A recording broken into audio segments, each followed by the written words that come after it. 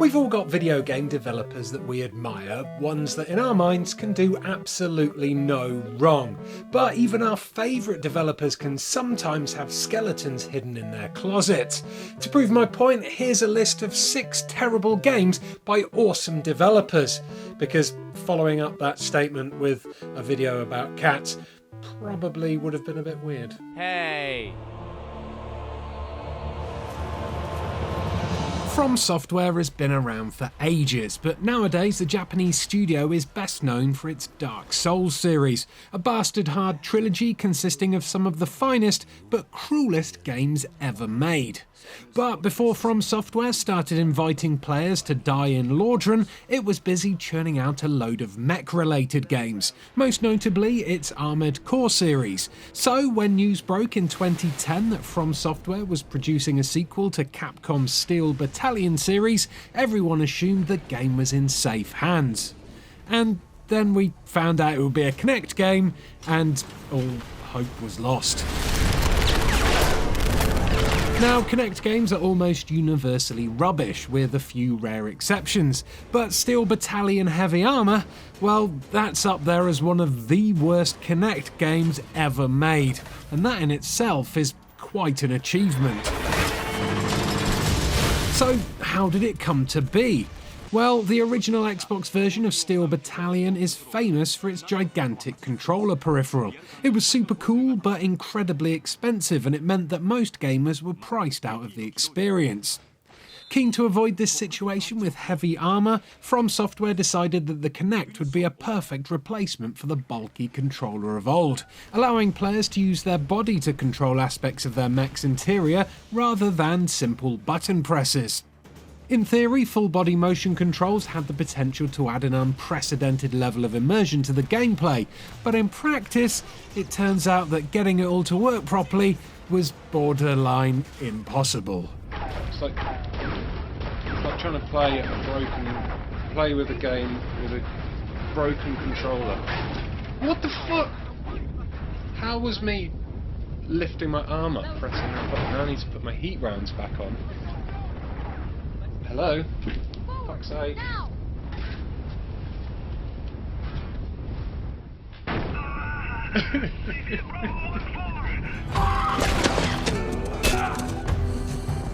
This next one's so bonkers I thought I'd invite a special guest in to tell us all about it. So without further ado, here's John from Digital Foundry. We don't have to do this. You know that, right? Naughty Dog is pretty amazing, right? It mastered the craft of emotional storytelling in games like The Last of Us, brought us high adventure and groundbreaking graphics with the Uncharted series, and breathed a fresh lease of life into the tired platforming genre with its Crash Bandicoot games. But as a 3DO owner, I can never forget this. Hearken ye, for I tell a tale known to precious few, and extend a challenge to compete with the greatest warriors the world has ever known. Welcome to Way of the Warrior for the 3DO, a beautiful atrocity of epic proportions created and developed by none other than Naughty Dog. 3, 2, 1. It wasn't their first game, mind you, but hoo boy, it sure is something. It's hard to know where to start when talking about Way of the Warrior. Perhaps the ridiculous sampled voices, the clunky controls that make special moves almost impossible to pull off, or how about the fact that its roster features some of the weediest looking fighters to have ever appeared in a fighting game. Oh, holy crap, what's happening to that guy's neck? Dragon wins. So while Way of the Warrior is far from a great game, there are points when it's almost so bad it's good, and there's plenty of hilarious moments in there that are sure to put a smile on anyone's face. Yeah, buddy. The best part about all this is that the team couldn't actually afford a proper blue screen back in the day, so they filmed themselves and their friends in a tiny apartment against a yellow sheet glued to the wall. Even Jason Rubin himself got in on this action. The whole game was made in 12 months for just $100,000. Seriously.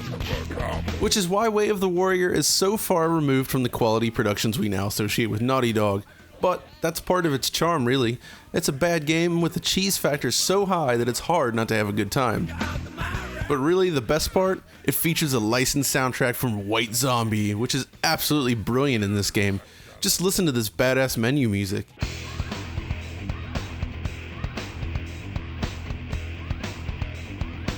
Who's ready for some Shaky Jake? Shaky Jake. Anyways, that was Way of the Warrior, and this was John from Digital Foundry, signing off. Thanks, John. Ah, what a lovely chap.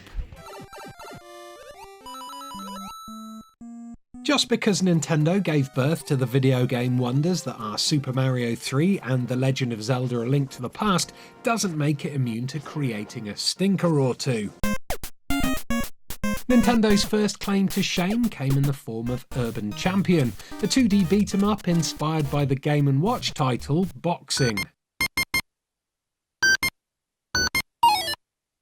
Think of Urban Champion like an old-school version of Nidhogg, but without the speed, the responsive controls, and, most importantly, the fun. The aim of Urban Champion was to punch the other player, either human or computer, off the side of the screen. When the losing player has one life left, a manhole appears, and if the other player can knock them down that, it's game over. And that's about it, really. The main complaints at the time of release were simply that it was shallow and boring to play, and indeed the gameplay consists of nothing more than alternating between a few punches whilst moving left or right. Apart from adding a few extra touches like a shopkeeper who occasionally drops a plant pot on players' heads and a police car that momentarily pauses the fight, Urban Champion does very little to improve on the Game & Watch version, and as such to this day it's still one of, if not the worst Nintendo title of all time.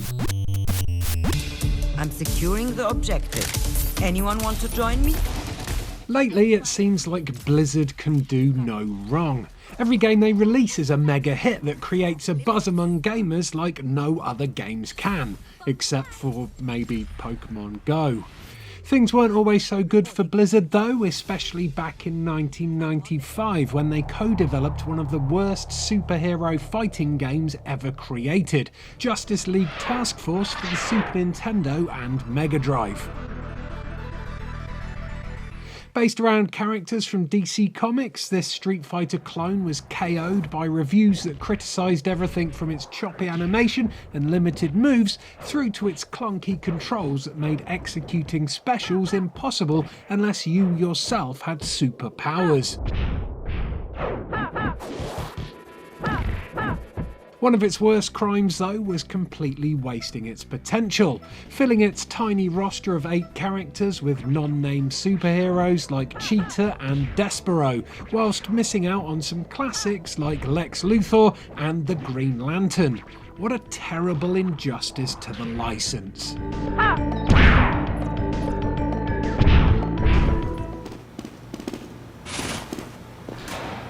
Valve is nothing short of a legendary developer. Team Fortress 2, the Portal games, and of course the Half-Life series are some of the greatest games ever made. Honestly, it's hard to think of a time that Valve has ever put a foot wrong, although there was this one occasion, and that occasion was Ricochet.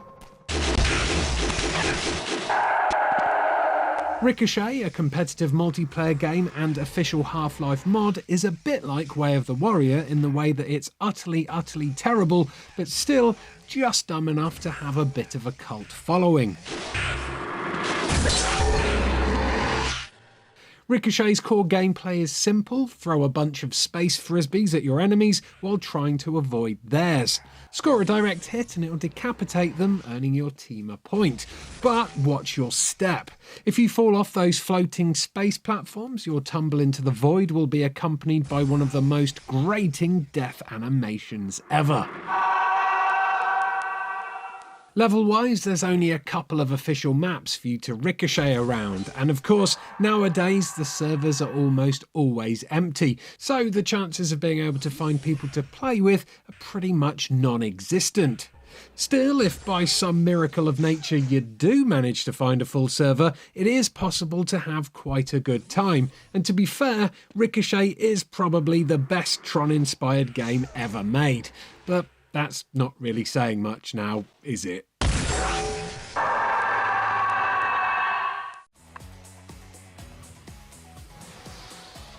Way before Rare got led astray by Microsoft, it was one of the biggest and best console developers around, pumping out hit after hit for Nintendo and in turn creating some of the most legendary games of all time.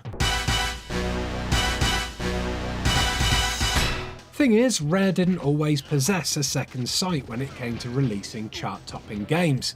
A good case in point is when they mashed together light entertainment and the occult to bring us the bizarre tarot card reading simulation, Taboo: The Sixth Sense.